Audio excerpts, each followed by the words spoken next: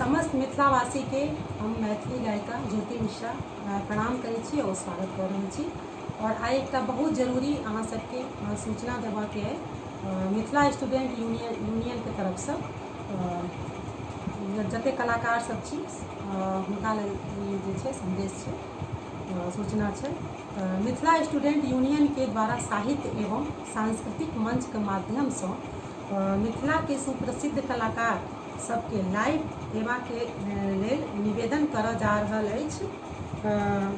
अपने सबसे निवेदन की लाइव आबऽ के टाइम और तारीख सुनिश्चित कऽ कऽ जल्द से जल्द बता दी अपने सब जते गोटा अहाँ सब कलाकार सब छी।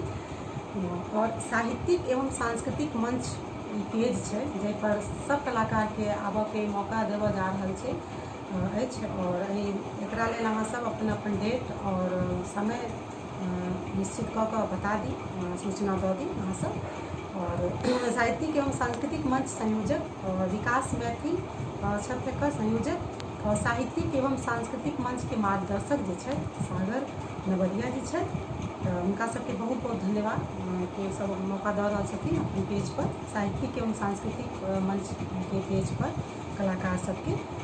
तै सब कलाकार सब अहाँ सब जे छै सूचना के अहाँ सब सुनी और जे छै अपन अपन आबऽ के पेज पर डेट और तारीख और समय बता दी।